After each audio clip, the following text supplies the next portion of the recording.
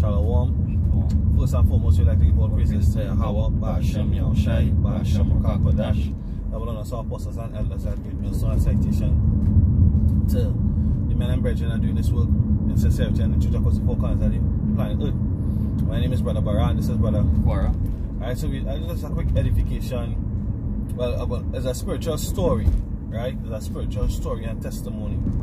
Alright, so the spot where we go out and preach, right? We actually just crossed the street. Initially, when we went to that spot in the city, there was a heckler, right? And there was also somewhat of a tout, right? Because this guy, he I don't know his origins other than he's a young fella. At the time, it looked like he came out of jail. This is just my opinion. He was fresh out of jail, and what was happening is that the Jake in the neighborhood or in the city there was supporting him. So they would give him clothes, they would give him money. But what he would do, right, is stand up on the street corner and just beg for money, right? He would beg for money, and he would stand up on the spot where we would preach. But remember, we were new to the city. We was new coming to bring the word to prophesy in that city. We were new there, right? So we were like aliens there. This is in the initial about 5 years ago. And what happened is that we told him, because he was right, where we would preach back against our wall, he would stand up right in front of us, and he would beg every passerby for $1 or whatever they could afford to give him, right? And these guys would keep him fresh. He would have one fresh, because you have guys selling slippers, guys selling clothes, and there was a guy right on our side who was the heckler. He's selling fruits, right? So they all would support him. They would give him, right? And we proved them with the word, saying that a man don't eat unless a man work, he can't eat, right? By the short of thy brow, man shall eat bread. We reproved them to the spirit, and his response at the time was, "I ain't never going on effing work. I ain't never gonna work." You understand? So his whole plan was to, and he was all witty. He was witty. He was in straightness. He was about his senses. He was brilliant, you know, in wickedness though, right? You see why I say that. And the heckler on the side now, which would have been the guy who's selling fruits, right? This guy would just make noise. He's an old man. He would make noise. He would just make noise. He would just shout. So, you know, we bringing out the scriptures to the, you know, crying aloud, sparing none. We bringing out the scriptures, and he would contest us by shouting like he's jeering on people to come and buy fruits, which didn't make sense, because one, his words were inaudible, and two, you don't need to tell to buy fruits, right? So we had that was the opposition in the city.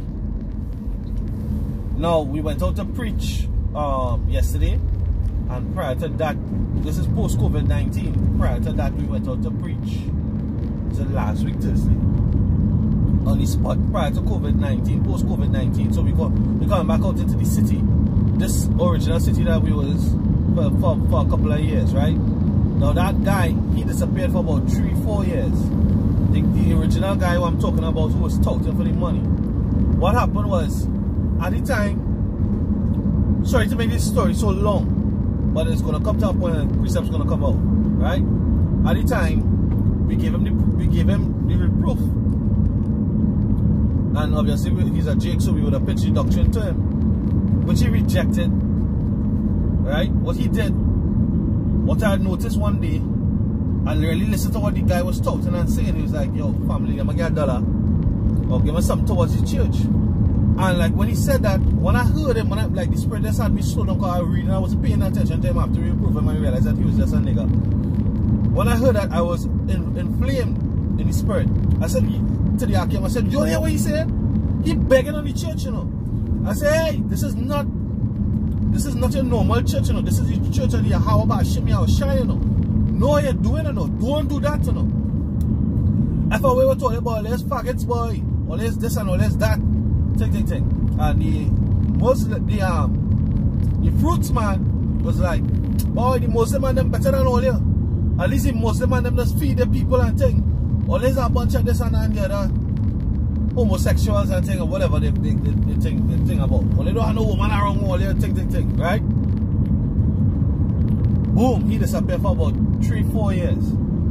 Right? Well, we saw him when we came back out last week, Thursday and yesterday. And the Most High fucked the nigga up. One eye, like he had a stroke. He was a slim, well cut, young fella, because as I said, they used to sponsor him, so you have his clothes. That's why I believe he came from jail, because he was well cut up, you know. You do your exercise in the jails.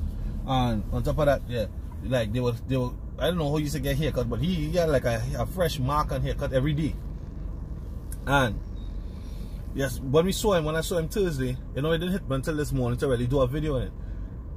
The guy has a stroke, one eye limp, he get fat, get chubby, well fat, and one hand looking kind of like withered, you know. But guess what? Guess what he did? After we reproved him, and we told him, and they said all what they had to say. You know what the guy did? The guy he came back like he went to so-called Obeah man. He had blue chalk and yellow chalk and all kind of markings, like chalk all over his face, his hands, and oil, like, you know, oil and ash. And he came, and when he came up to the camp, he was singing all kind of Jimmy, blinking up in it. He was blinking up like saying whatever enchantment and saying whatever his enchantment, and he was doing that dance on the road. And wherever we went in the city, he was following us. We went into a food place trying to evade this man. This man came into the food place like he was possessed. Walk up to the face basin, the sink, turn on the pipe, started splash water on his face, splash water all over the place. Right? And he was just following us and doing his enchantment. And then is when he disappeared for the 3-4 years. And he reappeared on the scene yesterday, well, Thursday and yesterday we saw him again. But all fucked up. As though as though he suffered a stroke. Right? So I said all that to say this. Give me the first precept, Baba Kasha. In 1 Chronicles 16 verse 22, he says, saying, touch not my anointed and do my prophets no harm. Touch not my anointed and do my prophets no harm. Because our next part of the story is that the heckler, the fruits guy, he actually repented to the Spirit, because he used to give us fruits. He used to give us fruits every time we come out to preach. He would give us a bag of fruits. Right? Every single time. After the guy disappeared, he would just come and give us fruits until, well, he couldn't do it anymore. Right? He would support us and give us fruits every single time we come out to preach. We get fruits, and he might even give you a personal bag of fruit if you go to just check him for anything. He offered us we had a Wi-Fi hotspot. We could have plugged it in by his boot. You understand? We could have go and drop, if you had something to drop for our brother, you could have leave it by him in the city.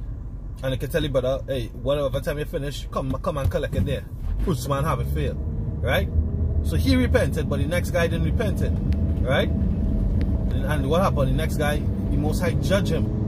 Right? So the Lord said, well, touch not my anointed and do my prophets no harm. And we left to see the Most High bring that judgment. And for me, right, plenty of the brothers in the camp, they don't know him. They don't know these people. They don't know them like that. They don't know about those situations, because I was there in the original. In the beginning of the city, the journey into that city, going to preach there. Right? So to me, it was like the Lord is a reminder that the Lord is fighting for us. Don't think that the Lord not fighting behind the scene. We're being fought for behind the scene. But the Lord fight for those who fight for him. Right? You give me the next precept on whatever I have. We go here. Matthew 18 verse 6.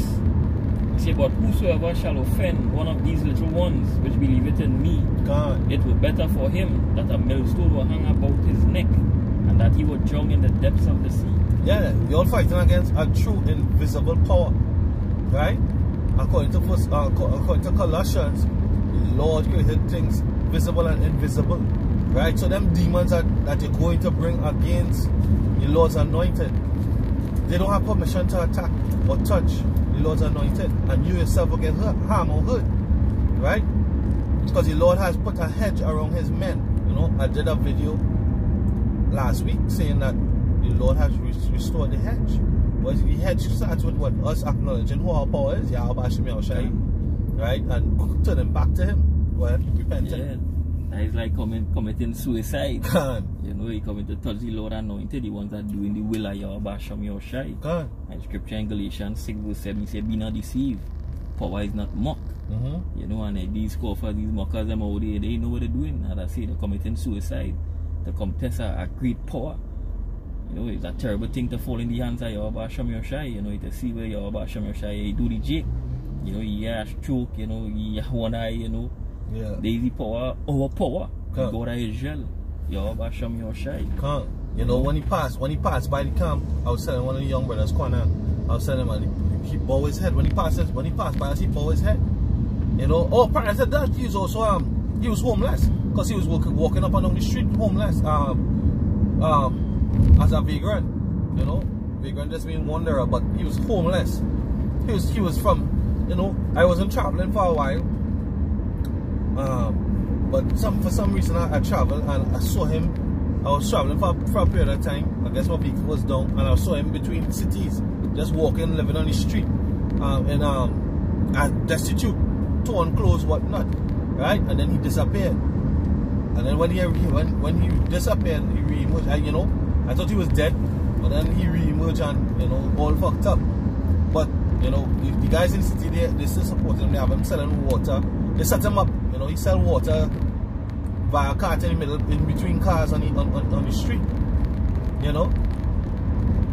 But the proud spirit that he had on him, I ain't never gonna work. Take that spirit in there.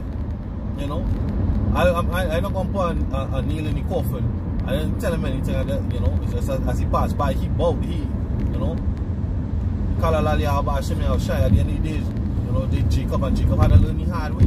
Right? They had one more. Numbers 23 verse 23. It says, surely there is no enchantment against Jacob. Yeah, because he tried to come with that obia or that witchcraft, you know. So the Most High show him, you know. And this was Balak and Balaam, this number story. He tried to curse Israel, right? And we represent Israel. We represent Yasharal, the princess of the power, because this is we doing the work of righteousness, right? So when you do the work of the righteousness, acknowledging our power, we become Yasharallah, the Israel of Israel. Because the scripture said not all Israel is Israel. Right? Even though these people are Jacob, they're not Israel. They're not in the spirit of power. They're not in the spirit of knowledge. Go ahead.